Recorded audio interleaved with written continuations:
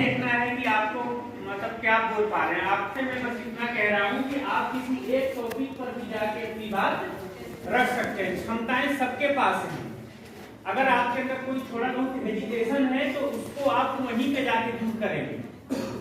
ठीक है, तो इसमें से कोई भी जा सकता है। तुम जाओगे?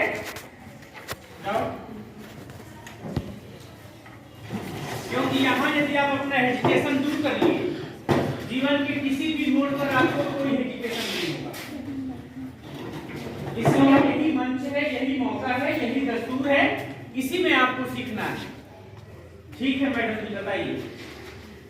1922 के बाद जब असहयोग आंदोलन खत्म हुआ तब गांधी जी ने जब चोरा चोरी कांड के बाद कहा कि वो बात नहीं है जो मैं असहयोग आंदोलन के कारण सबको बताना चाहता था, तो उसके बाद उन्हें 8 साल की सजा हुई, लेकिन उसके अच्छे व्यवहार के कारण उन्हें 6 साल बाद ही छोड़ दिया गया।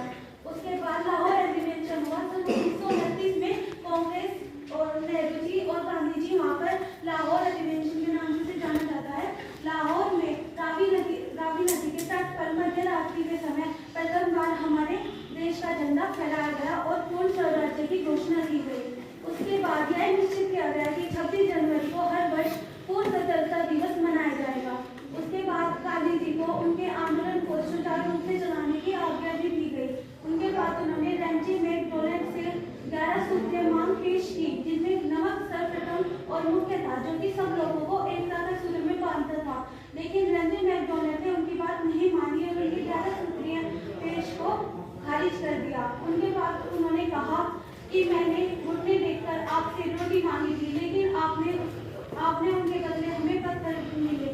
उसके बाद केवल ब्रिटिश शासन केवल शक्ति के सामने झुक सकता है, तो मैं इस शौक में शांति को भंग करना चाहता हूँ, जो कि राष्ट्र के दिल को अहित कर रही दिल को तोड़ रही है। उसके बाद उन्होंने 12 मार्च 1930 को उन्होंने नमक कानून तोड़ने के लिए अपने आश्रम साबरमती आश्रम से 78 कार्यकर्ताओं के साथ एक यात्रा की 24 दिनों की, जो कि 200 मील दूर डांडी कस्बे में जाकर खत्म होती थी। धीरे धीरे उनके साथ लाखों में लोगों की संख्या जुड़ती गई। जहाँ भी वे रुकते थे वहाँ हजारों लोग सुनने के लिए आते थे। उसके बाद धीरे धीरे उनके साथ लोग जुड़ते रहे और जब वे डांडी पे पहुंचे तो उनके साथ लाखों लोगों की संख्या थी और उन्होंने नमक बनाकर अपना कानून तोड़ा। उसके बाद 6 मार्च 1930 को उन्होंने सविनय अवज्ञा आंदोलन शुरू किया और साथ ही उनके साथ कई आंदोलन और भी शुरू हुए। उसी बीच में उन्होंने ये भी शपथ ली कि मैं अपने आश्रम में तब तक नहीं जाऊंगा जब तक मैं अपने देश को पूर्ण स्वतंत्रता प्राप्त नहीं करवा देता, और अगर मैं ये नहीं करवा पाया तो मैं बीच रास्ते में ही, चाहे मेरा त्याग भी हो जाए, लेकिन मेरा बलिदान भी हो जाए, मैं अपने आश्रम में नहीं जाऊंगा। उसके बाद सन 1934 में उनके लिए दूसरा आश्रम भी बना, जहाँ पे वृद्धा आश्रम के नाम से भी उसे जाना जाता है, जो कि उत्तर प्रदेश में ही है।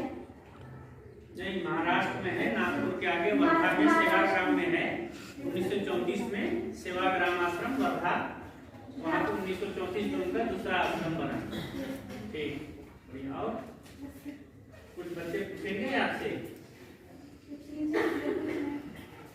गांधी जी को आप कैसे देखती हैं? कैसे, मतलब गांधी जी ने जो राष्ट्रीय आंदोलन चल रहा था उसे मास मूवमेंट में कैसे चेंज कर दिया? उनकी क्या ऐसे टेक्निक थे, क्या कौन सा ऐसा तरीका था जिससे उन्होंने, जो अभी तक आंदोलन थोड़े बहुत कहीं शहर में या संभ्रांत लोगों में चलता था, आम जनता उससे नहीं जुड़ पाती थी, तो गांधी जी के वो कौन से तकनीक थे जिससे आपको वो आंदोलन जो था वो जन आंदोलन के तौर पर परिवर्तित हो गया? गांधी जी सबको मतलब कि ऐसे बोलते थे कि एकता के सूत्र में बंधना ही सबसे बड़ी बात है। उनका पहला मानना था कि जब तक आप एक नहीं होंगे तब तक हम ब्रिटिश शासन का अंत नहीं कर सकते। इसलिए वे तो नजर सजाकर अपने भाषण भी देते थे, सबको कहते थे कि आइए जुड़िए हमारे साथ, और वे ऐसे आंदोलन चलाते थे जिनसे सब लोग प्रेरित होते थे और वे एक के बदले एक जुड़ते जाते थे और इससे एक आंदोलन हो गया और सब ऐसे ही धीरे धीरे उनके साथ जुड़ते रहे। लोगों को हमें प्रेरणा दी कि अपने देश को पहले देखिए, आप अपने मुल्क के जो 4 वर्णों में 1857 से पहले 4 वर्गों में बटा था, जैसे जाति धर्म के ऊपर बटा था, तो गांधी जी कहते थे ऐसे बढ़ने से हमारे देश ही खोखला होगा, उससे अच्छा है हम एक एकता मान रखे थे उनका बहिष्कार भी करें और हमारे साथ जुड़िए, मतलब कि उन्हें ऐसे प्रेरित करते थे, उनके भाषणों में ऐसा संवाद होता था जिनसे सब लोग काफी प्रेरित होते थे।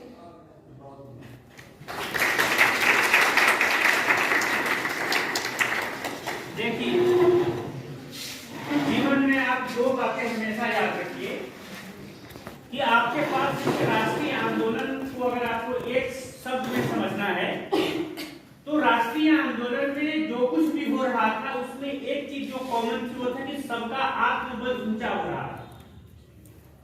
भारत के प्रत्येक नागरिक का जो आत्मबल था, जो मलिन हो गया था, वो ऊंचा हो रहा था। तो इस क्लास का भी आत्मबल इतना ऊंचा होना चाहिए कि एक शिक्षक अगर आपको डांट रहा है तो उसको आप ऐसा नहीं है कि अगर मैं आज आपसे पूछ रहा हूं तो कल आपको कॉलेज क्लास में ही ना आए।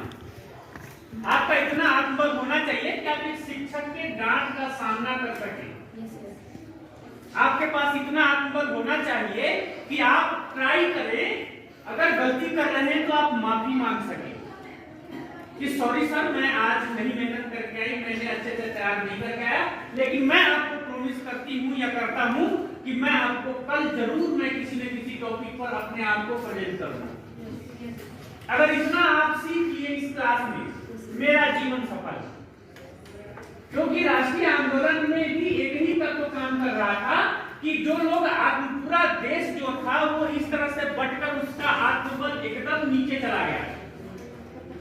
पूरा राष्ट्रीय आंदोलन, चाहे भगत सिंह हो, सुभाष चंद्र बोस हो, गांधी हो, पटेल हो या मौलाना आजाद हो या अब्दुल गफ्फार खान हो, जितने लोग भी थे, उनके सारे एक्टिविटी से क्या हो रहा था कि भारत के प्रत्येक लोगों का जो आत्मबल था वो मजबूत हो रहा था। और उसी आत्मबल की लड़ाई से ही अंग्रेज जो होता ना कि वो जो खादी था, वो खादी तो एक सिर्फ प्रतीकात्मक है, लेकिन मेन चीज था उसका आत्मबल को बढ़ाना। तो इसलिए मैं चाहता हूं कि मेरे क्लास के बच्चों का आत्मबल गिरा ना हो। अगर उन्हें नहीं आता है तो उन्हें सॉरी बोलने आता कि सॉरी सर, मैं आज नहीं कर पाई, लेकिन मैं कल आपको सुनाऊंगी या सुनाऊंगा। और मैं अगर आपको डांटता हूं तो फिर आप ये ना कहें कि मतलब कल से आप क्लास ही आना छोड़ दें। ये आत्मबल कमजोर लोग करते हैं ऐसा। यहाँ पे आपको ढीठ बनना है। सर ऐसा तो नहीं कि सर हवा में डांटते हैं, आप लोग कुछ नहीं कर पाते हैं इसीलिए सर डांटते हैं, आपके लिए डांटते हैं। तो आपको यहाँ पे ढीठ बनना है। और कल मुझे उम्मीद है कि आप आज जाएंगे, खूब मेहनत करेंगे और कल हम फिर चर्चा करेंगे इस चीज पे। ठीक?